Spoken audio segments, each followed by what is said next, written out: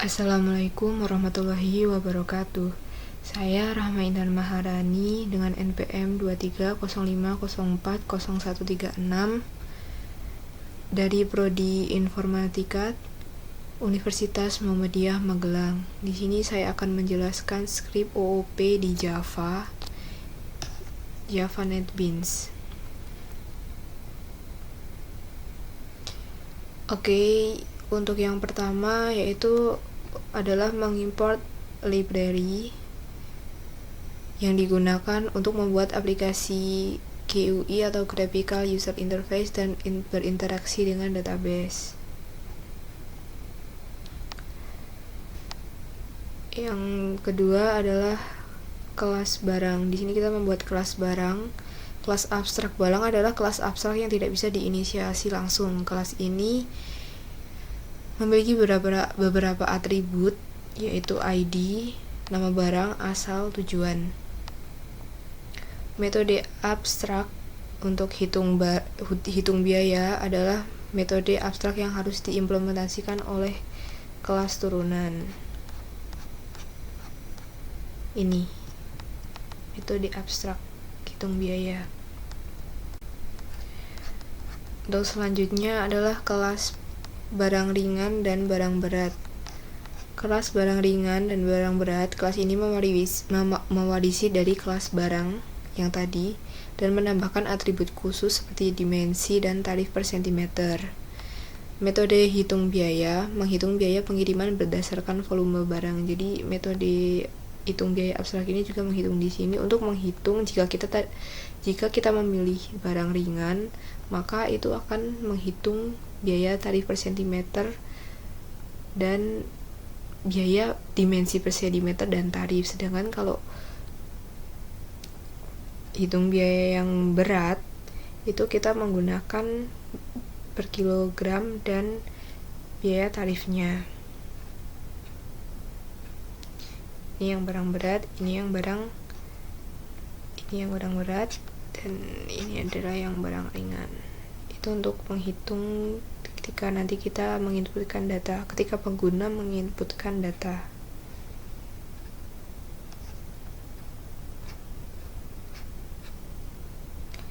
Untuk selanjutnya adalah kelas utama, yaitu kelas logistik manajemen app. Untuk yang pertama adalah ini untuk mengkoneksikan database menggunakan metode ConnectDB, digunakan untuk menghubungkan aplikasi dengan database SQLite dengan database ini. Ini adalah database-nya, yaitu database dengan nama terus dengan nama tabel barang. Database-nya namanya logistik.db.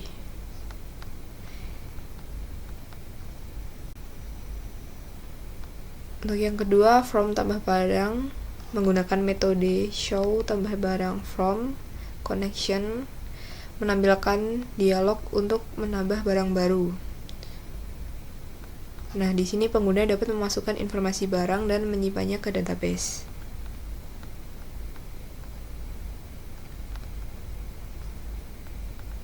Bisa memasukkan nama barang, asal, tujuan, tipe data, dimensi, dan lain-lain.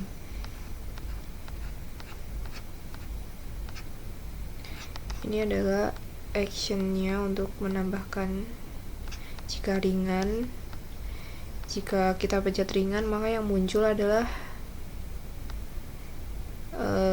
tarif per sentimeter dan tarif per sentimeter dan dimensi panjang kali lebar kali tinggi, Nah, ini untuk menyambungkan ke database-nya, ya, insert into barang. Ini juga.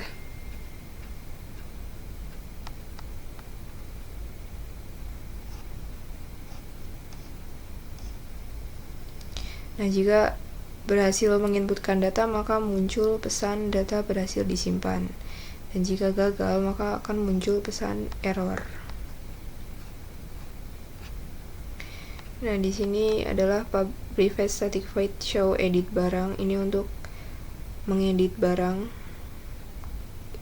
Kita pencet edit barang, terus di sini kita bisa mengedit sebuah barang, mau ditambah atau dikurang. Mengedit barang itu kita ambil dari ID-nya.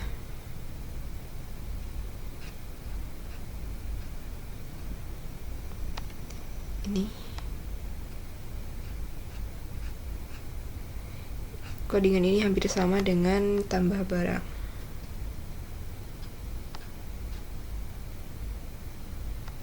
Nah, jika data berhasil diperbarui atau berhasil diedit, maka muncul pesan data berhasil diperbarui, dan jika gagal, maka akan muncul pesan error.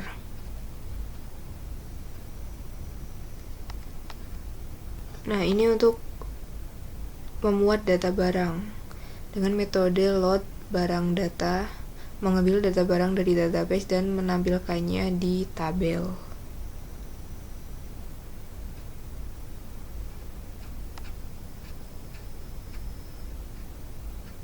Untuk ini mendapatkan barang berdasarkan ID ya, dengan metode get barang by ID.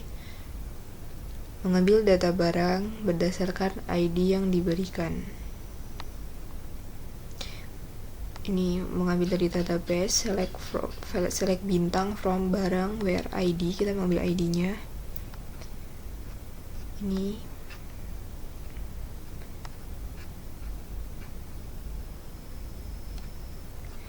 kalau ini menginisialisasi database. Di dalam metode main, aplikasi mencoba untuk membuat tabel barang di database jika belum ada. Ini create table if not exist, jika belum ada itu akan membuat tabel.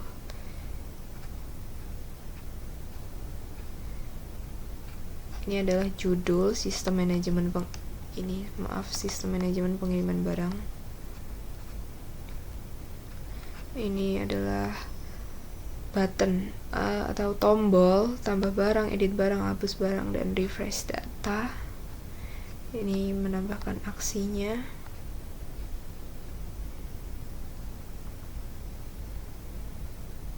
Ini adalah codingan jika kita ingin mengedit, memencet tombol edit, tapi kita belum memilih tabelnya, maka akan muncul pesan silakan pilih barang yang ingin diedit.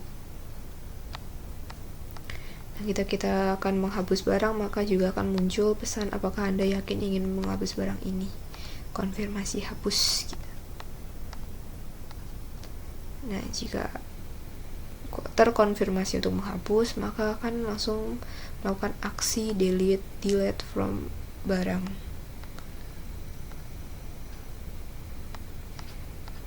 Oke, mungkin cukup itu saja penjelasan dari Java. Kita lanjutkan buat penjelasan untuk OOP di PHP atau berbasis web. Untuk database-nya di sini saya beri nama pengiriman barang dan berisi tabel barang.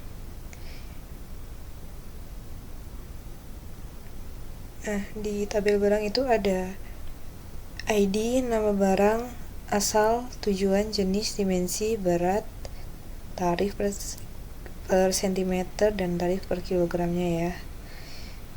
Oke, kita lanjut ke untuk codingannya. Di sini saya akan menjelaskan untuk tampilan indeksnya ya. Untuk line ketiga ini yaitu kita mengimpor file koneksi database. Database-nya kita beri nama db.php. Ini adalah file db.php yang berisi untuk mengakses database itu supaya koneksinya berhasil. Tampilan indeksnya seperti ini ya. Nah, untuk line ke-6 itu mengambil semua data barang dari database. Terus ini link untuk bootstrap dan font. Terus ini untuk tampilan ya guys.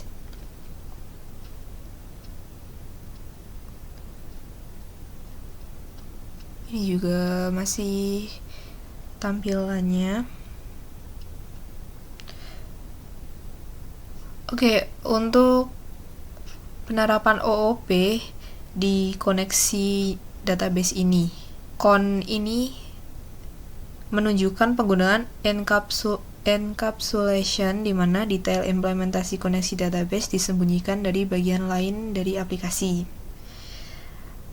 Query database itu menggunakan query untuk mengambil data dari database. Ini adalah contoh dari metode dalam OOP, di mana kita memanggil metode dari objek untuk melakukan operasi tertentu.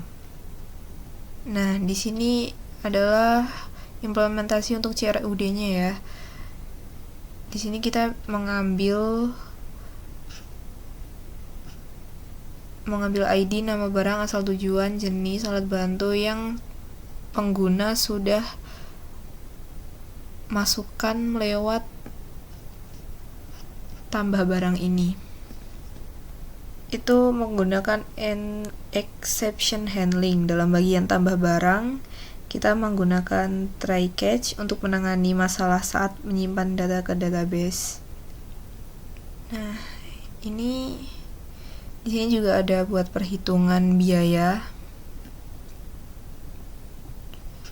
dari yang kita ambilkan lewat tarif per sentimeter tadi dan tarif per kilogram. Di sini kita akan setelah terhitung langsung menampilkan hasil dari biaya pengirimannya. Ini adalah link untuk menuju ke edit barang ini. Jika kita pencet, nanti kita akan masuk ke halaman edit barang, dan jika kita hapus, kita akan memberi aksi. Sebenarnya itu memberi aksi untuk kita ke codingan yang hapus barang dan selanjutnya yaitu halaman tambah barang. Di dalam halaman ini kita menggunakan kelas barang ringan dan barang berat. Ini yang saya maksud untuk mempresentasikan dua jenis barang yang berbeda. Nih, contohnya kalau barang ringan kita menampilkan dimensi panjang kali lebar kali tinggi. Terus kalau untuk barang berat kita menggunakan berat sama tarif per kilogram, terus ada tambahan alat bantu angkut.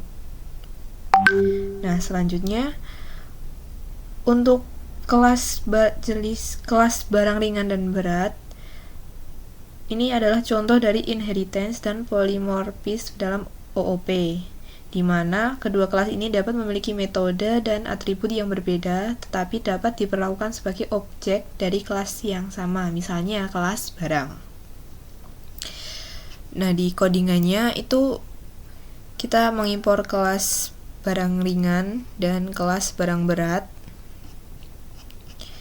Untuk kelas barang ringan dan barang berat, kita mengimpor dari kelas barang. Ini adalah kelas barangnya. Untuk properti, ID barang, nama barang, asal barang. Dan ini konstruktor untuk menginisialisasi objek dengan nilai awal. Dan parameter yang diterima adalah ID-nya. Nah, untuk kelas barang itu dideklarasikan sebagai kelas abstrak dengan kunci abstrak. Ini berarti bahwa kelas ini tidak dapat diinisiasi secara langsung dan dirancang untuk menjadi kelas dasar bagi kelas-kelas lain, yaitu kelas barang berat dan barang ringan. Untuk encapsulation-nya itu dengan ID, nama barang dan asal, dan tujuan. Itu dideklarasikan sebagai protected, yang berarti hanya dapat diakses oleh kelas itu sendiri dan kelas turunan. Nah, ini merupakan contoh dari encapsulation, di mana data disembunyikan dari akses langsung dan hanya dapat diakses melalui metode getter dan setter. Ini untuk konstruktornya. Oke, kita kembali ke tambah barang tadi ya. Untuk tambah barang ini menginisiasi objek ya, ketika pengguna mengisi form ini, dan mengirimkan data dengan klik simpan, objek barang ringan atau barang berat dibuat berdasarkan jenis barang yang dipilih. Ini tergantung kita mau milih apa. Nah, ini merupakan contoh dari polimorfis, di mana objek yang berbeda dapat diperlakukan sebagai objek yang sama. Nah, ini untuk codingannya dari tambah barang tadi ya.